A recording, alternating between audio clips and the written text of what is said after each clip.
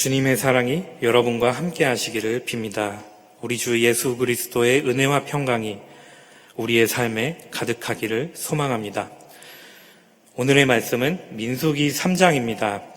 이 민수기 3장은 읽으신 대로 51절이 되는 긴 장입니다. 그 내용도 조금 복잡하다고 할 수 있는데요. 그래서 각각 하나하나를 전부 순차적으로 살펴보는 것보다는 이 3장이 담고 있는 주제들을 살펴보려고 합니다. 주제는 총 3가지 주제로, 첫째로 하나님께 속한 레위인들, 둘째로 레위인의 인구조사, 셋째로 레위인의 대표자들입니다. 레위기 3장이 길다고 하더라도 이렇게 3가지 주제들로 나눠서 생각한다면 전체를 이해하는 데 도움이 될 것 같습니다. 먼저 첫 번째 주제는 하나님께 속한 레위인들입니다. 이 주제는 레위기의 전체적인 성격과 연관이 되어 있습니다. 그것은 이 레위기가 가지고 있는 신학적인 관점과 연결되어 있는데요. 이 레위기의 신학적인 관점은 3개의 주제를 다룬 후에 나누도록 하겠습니다. 3장의 1절에서부터 13절까지를 보시면 레위인에 대한 지위가 드러나 있습니다.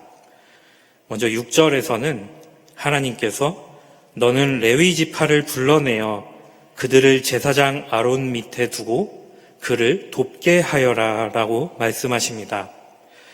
이 그들을 제사장 아론 밑에 두고라는 표현은 12절에 나오는 말씀과 일종의 긴장을 이루는 것으로 보이기도 합니다. 12절은 레위 사람은 나의 것이다 라고 나와 있습니다. 마치 이중적인 소유와 상충되는 권위를 나타내는 것 같은 이 구절들은 사실은 갈등적인 뜻을 가지고 있지는 않습니다. 그것은 레위인들이 모든 맏아들, 다른 말로 초태생들의 대표와 대신으로서 하나님께 드려진 사람들이지만 그들이 하나님께 드려지는 것은 하나님의 대제사장 아론을 통하여 드려지는 것으로 이해되어야 한다는 것입니다. 즉 레위인들이 하나님께 속하는 것은 아론의 역할을 돕는다는 뜻에서 아론에게 속한다는 형태로 그렇게 하나님께 속하는 것입니다.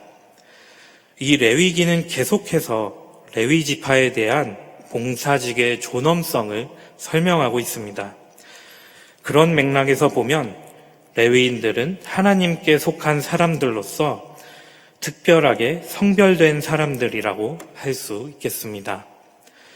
이 민수기 3장은 그런 레위인들 중에서도 특별히 아론의 계보, 아론의 가족들을 레위인에서 나아간 더 특별한 지위로 구분하고 있습니다.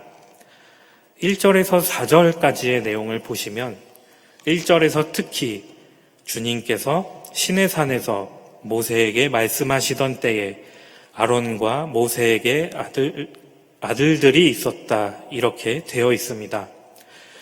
주목할 부분은 쉼표 뒤에 아론과 모세에게라는 말입니다. 여기에는 이스라엘 백성들 전체의 지도자인 모세의 이름 앞에 대제사장 아론의 이름이 나와 있습니다. 이것은 민수기 3장에서 특별히 강조하고자 하는 것이 모세의 권위와 역할보다는 아론의 권위와 역할이기 때문입니다. 성경에서 각각의 이름들이 나올 때에 순서가 굉장히 중요한 경우가 있는데요. 바로 이 부분이 그런 부분이라고 할 수 있습니다. 같은 맥락이었던 창세기 48장을 떠올려 보시면 야곱이었던 이스라엘이 요셉의 자녀들, 자신의 손주들을 축복하는 장면에서 에브라임의 이름이 더 앞에 나오는 것을 볼 수 있습니다. 그것은 맏아들인 므낫세보다 동생인 에브라임이 더 크게 될 것이라는 축복의 실제적인 내용으로 이어지기 때문입니다. 그래서 야곱이었던 이스라엘은 이미 48장에 5절의 내용에서부터 므낫세의 이름보다 에브라임의 이름을 더 앞에 두고 더 먼저 부르고 있었습니다. 이렇듯 아론의 이름이 모세보다 먼저 나오는 것은 대제사장직의 위엄을 뜻하는 것이었습니다. 이 위엄이 나타나는 아론은 이후 대를 이어서 그 아들들과 자손들이 제사장직을 잇도록 그렇게 되어 있었습니다.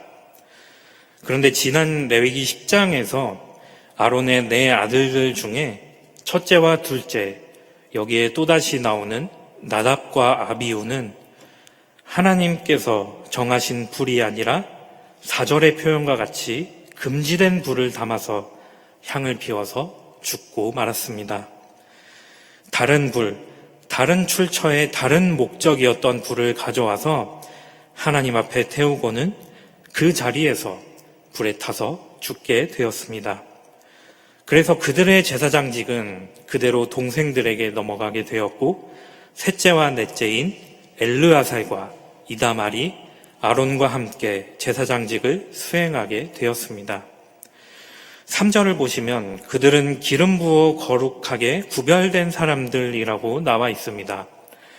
그 중에 거룩하게 구별된 사람들은 히브리어로 아쉘, 밀레, 야담입니다. 이 뜻을 직역하면 그 손이 채워진 자들입니다. 그 손에 무엇인가로 가득 들려있는 자들입니다. 이것이 제사장의 임명을 나타내는 전문 용어라고 할 수 있겠는데요. 당시에 신에게 드리는 신령한 물건이나 제물들을 그 두 손으로 직접 드린다는 의미를 가지고 있었습니다. 즉 성직으로서 임명을 받았다는 것을 그 직무를 대표하는 행위를 나타내면서 표현하는 말이었습니다. 그 앞에는 기름 부어라는 표현도 나옵니다.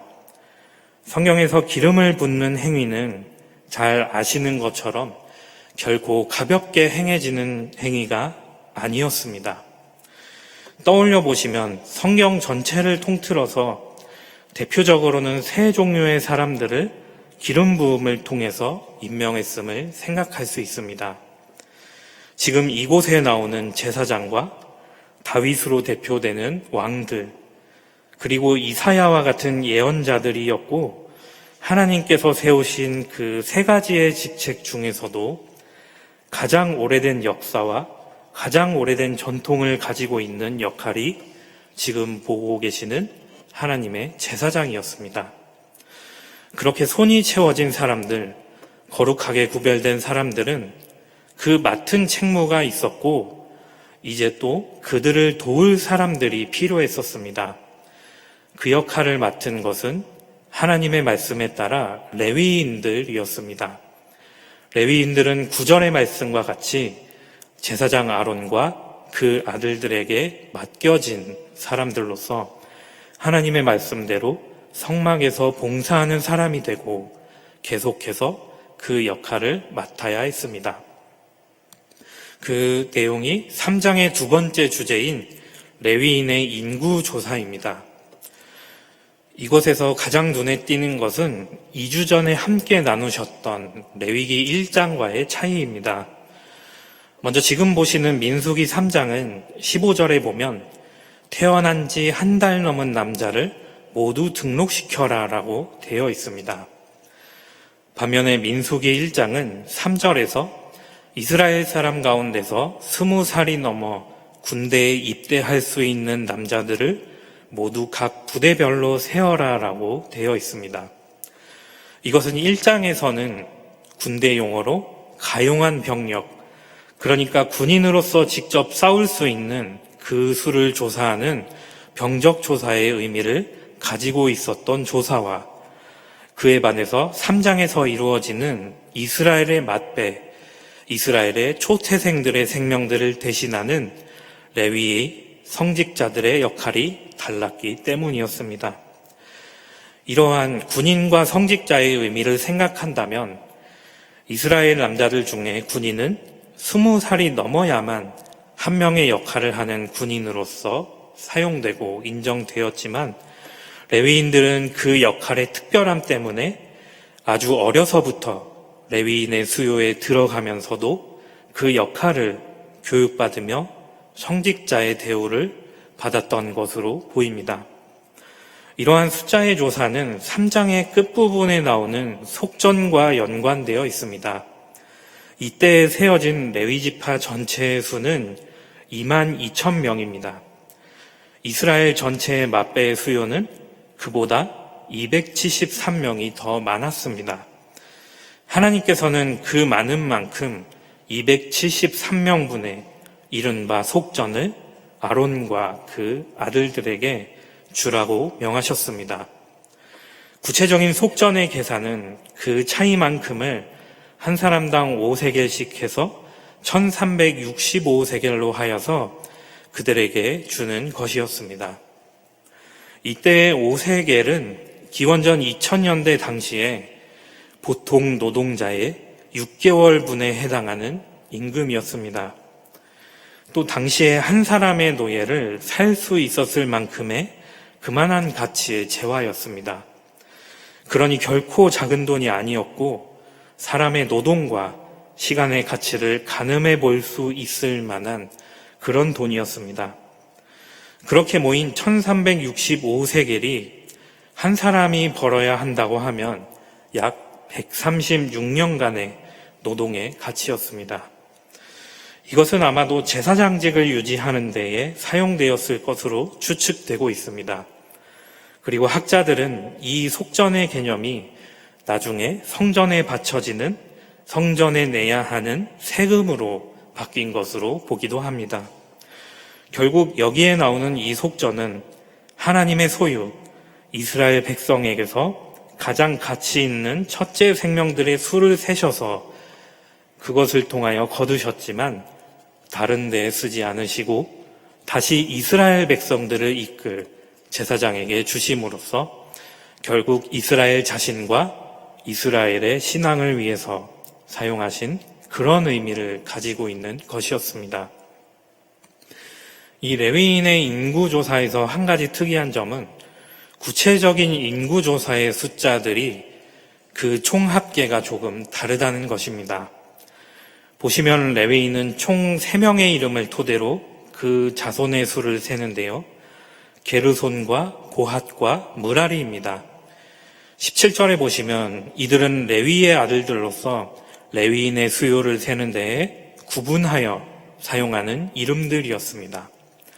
구체적인 명수를 보면 22절에서 레위인 중에 게르손 자손이 7,500명, 28절에서 고핫 자손이 8,600명, 34절에서 무라리 자손이 6,200명인데요. 이들의 합계는 사실 22,300명입니다. 그런데 39절에서는 모든 레위 사람은 22,000명이라고 되어 있습니다. 이것은 70인역에서 예전에 28절의 고핫 자손의 수를 8,600명에서 8,300명으로 고쳐서 읽었기 때문입니다. 히브리어로는 600을 뜻하는 셰시메오트가 300을 뜻하는 샬로시메오트로 잘못 표기되면서 이것으로 인해서 300명만큼의 차이가 나고 있는 것입니다. 아마도 비슷하게 생긴 글자를 읽으면서 가운데에 있는 히브리어 자음 라멧을 70인역에서 빼놓고 읽었기 때문에 이런 숫자의 차이가 벌어지고 있는 것으로 보고 있습니다. 그렇다면 중요한 이스라엘 맞배들의 수요와 그것을 기반으로 계산되었었던 속전의 숫자는 그 양을 어떻게 받아들여야 할지 의문이 생기게 됩니다. 하나님께 드리는 것으로서 정확한 숫자를 기반으로 정확한 양을 계산해서 하나님께 드릴 양만큼의 속전을 정직하게 드려야 하지 않나라는 생각이 들게 됩니다.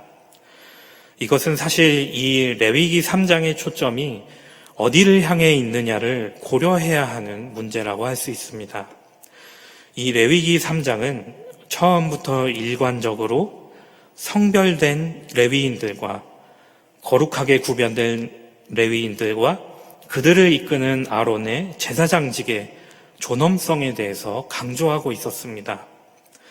사실 이 강조는 1절에서부터 찾아볼 수 있었는데요.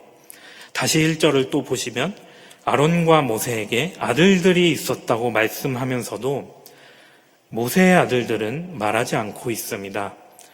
아론의 아들들에 대해서 설명하고 있습니다.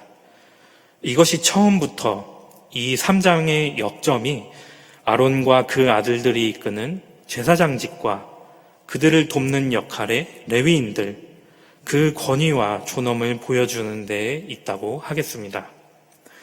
하나님께서 정하신 속전과 그를 위해 맞배의 수요를 세는 일도 중요하지만 그것이 결국 어디로 향하고 있는지, 무엇을 가리키고 있는지 바로 속전이 다시 하나님의 제사장들에게 돌아간다는 것을 생각해 보았을 때에 이 레위기 3장의 중점이 정확한 숫자보다는 레위인들의 직책과 제사장들의 직분에 있다고 하겠습니다.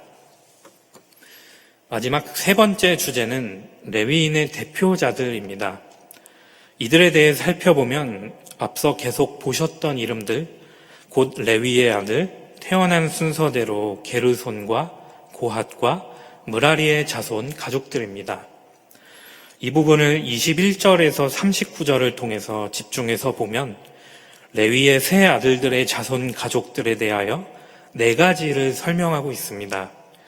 먼저 각 자손 가족들에서 파생된 가족과 가문을 소개하고, 둘째로는 태어난 지 한 달 이상 된 남자들의 총계를 세고 있습니다. 셋째로 해당 자손 가족에서 대표로 일하는 사람이 누구인지를 밝히고, 그리고 넷째로는 그렇게 각각 나누어진 자손 가족들에게 할당된 일, 그 직무가 무엇인지 밝히고 있습니다. 레위의 첫째 아들인 게르손의 자손의 원로는 라엘의 아들인 엘리아삽입니다. 그들의 역할은 성막 뒤 서쪽에 진을 치고 지내면서 각종 장막과 휘장, 그리고 여러 가지 줄들을 보살피는 것이었습니다. 특별히 이 게르손의 자손들은 이후의 이스라엘 역사에서도 에스라, 느헤미야, 역대기에서 음악 담당이나 성전의 보물을 관장하는 역할을 맡는 것으로 나옵니다. 레위의 둘째 아들인 고핫의 자손의 원로는 우시엘의 아들 엘리사반입니다. 그들의 역할은 성막 남쪽에 진을 치고 지내면서 거룩한 도구들과 휘장과 이와 관련된 모든 예식들을 보살피는 것이었습니다. 똑같이 후에도, 이스라엘 역사의 후에도 고핫의 몇몇 자손들은 하나님의 진설병을 책임지는 역할로 성경에 나옵니다. 레위의 셋째 아들인 므라리 자손의 원로는 아비하일의 아들 수리엘입니다.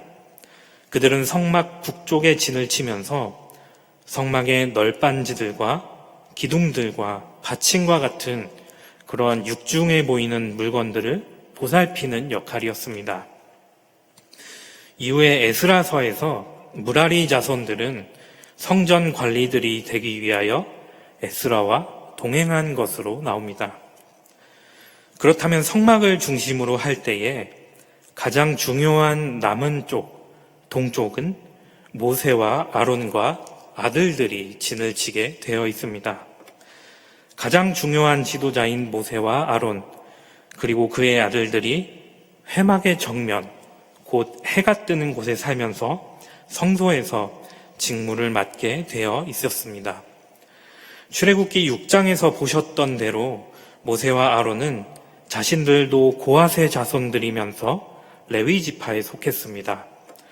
그런데 레위 지파 중에서도 모세와 아론, 그리고 아론의 아들들은 특별히 하나님께서 구분하신 역할로 그 역할을 수행하고 있었습니다. 이제 앞으로의 내용들에서 다른 레위 지파와는 달리 아론에서 이어지는 직계 제사장들을 아론의 아들들이라는 이름으로 부르기도 합니다. 그들은 특별한 지위를 부여받았고 특별한 역할을 하게 됩니다. 이렇게 3가지 주제로 살펴볼 수 있는 민수기 3장에 대해서 그 안에 있는 제사장직에 관하여서 서두에서 말씀드렸던 민수기의 신학과 연관지어서 생각해보고 말씀을 마치겠습니다. 민수기에 들어있는 명확한 신학이 있다면 그것은 이스라엘의 법과 제의를 이끌어 나가는 제사장 신학이라고 할 수 있습니다. 보셨듯이 3장에서도 그렇고 레위 사람들은 이어지는 4장에서도 종교적인 지도자격의 역할을 하는 것으로 나오면서 동시에 아론과 그 아들들 제사장의 통솔을 받는 위치에 있게 됩니다. 민수기는 이렇듯 계속해서 이른바 아론의 아들들로 표현되는 오직 아론 계열의 제사장만을 이스라엘의 신앙과 직제를 이끌어가는 제사장 지도자로 내세우고 있습니다. 아론 계통으로 이어지는 제사장 제도가 모세로부터 시내산에서 주어진 다른 누구도 아닌 하나님께서 정하신 직제라는 것을 강조하고 있는 것입니다. 이것이 이 민수기를 통해서 그것을 보고 있는 이 민수기를 읽고 나누는 이스라엘로 하여금 어떠한 인식이나 행동을 촉구하는 것으로 보입니다. 그것은 아론의 후손들, 아론 계열의 제사장들과 갈등을 일으키는 다른 제사장 그룹들이 아론의 지위와 역할을 넘보지 못하도록 신학적으로 표현하는 것입니다. 다시 말해서 민수기를 통하여서 기자는 아론과 그 계열 제사장들의 역할과 권위를 분명히 하고 다른 이스라엘 백성들이 그들을 따라갈 것을 촉구하고 있는 것입니다. 이러한 메시지는 이후의 이스라엘 역사에서 실제로 그러한 일들이 나타나고 있었음을 보여줍니다. 아론의 아들들, 아론계의 제사장들은 이후의 이스라엘 역사에서 역사적으로 예루살렘의 중앙제이나 이스라엘의 사회 통치에 관여하려 그렇게 개입하려 하지 않았던 것으로 보입니다. 민수기의 기자는 그 점을 알고 하나님 대신 왕을 세워서 왕을 중심으로 이루어지는 정치와 사회, 종교를 모두 부정적으로 평가하고 있습니다. 그러면서 동시에 하나님을 중심으로 하는 신의 산 계시를 따를 것을 촉구하고 있습니다. 민수기는 그 어떤 정치적 이념이나 종교적인 강령도 신의 산 계시를 대신하거나 배신할 수 없음을 역설하고 있습니다. 예루살렘, 이스라엘은 정결해야 하고 성소는 성결해야 한다. 세상의 권력과 다툼을 하나님의 뜻 안으로 가져오지 말아라. 그것이 민수기 신학의 방향이었습니다. 다른 법과 다른 제도로 하나님의 뜻을 흐리지 말고 하나님을 섬기는 데에 방해되는 것들을 가져오지 말아라. 가져와서 섞고 갈등을 일으키지 말고 하나님께서 정하신 제사장들의 뜻을 따라라. 그것이 민수기 제사장 신학의 뜻이었습니다.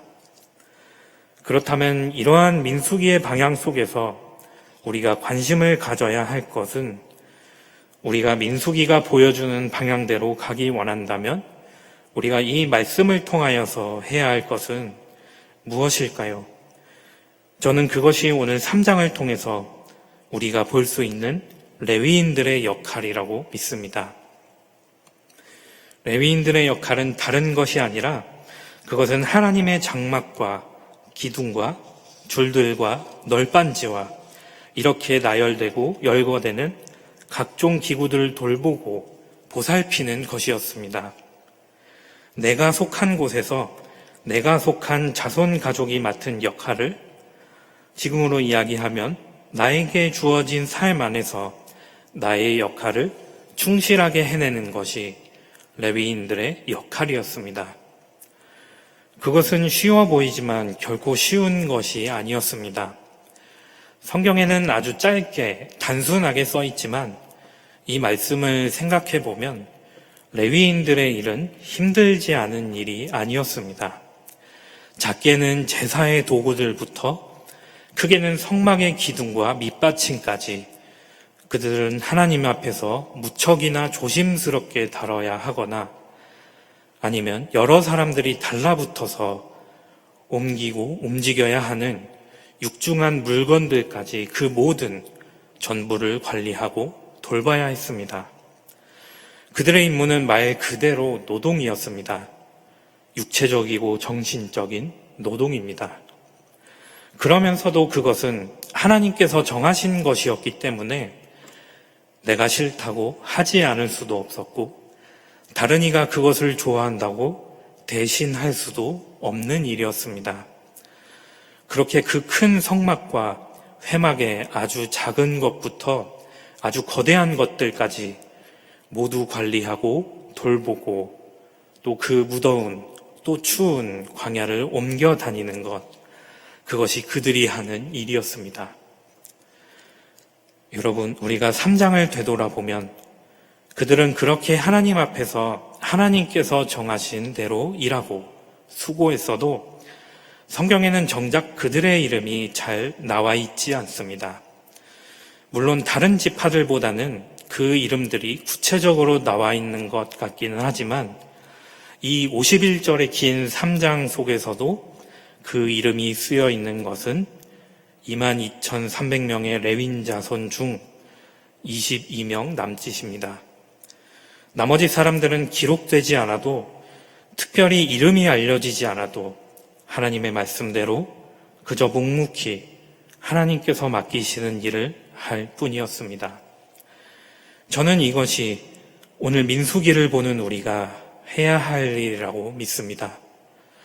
내 이름이 알려지지 않아도 나의 삶의 일을 해 나가는 것, 나의 섬김이 드러나지 않아도 그저 나에게 주어진 하나님의 일들을 해 나가는 것, 묵묵히 내가 해야 하는 일들과 하나님께서 맡기신 일들을 해 나가는 것, 그것이 레위인과 제사장을 보고 있는 우리들의 할 일이라고 믿습니다. 주님께서도 우리가 하나님 앞에서 어떠해야 하는지를 우리에게 가르쳐 주셨습니다. 마태복음서의 말씀입니다.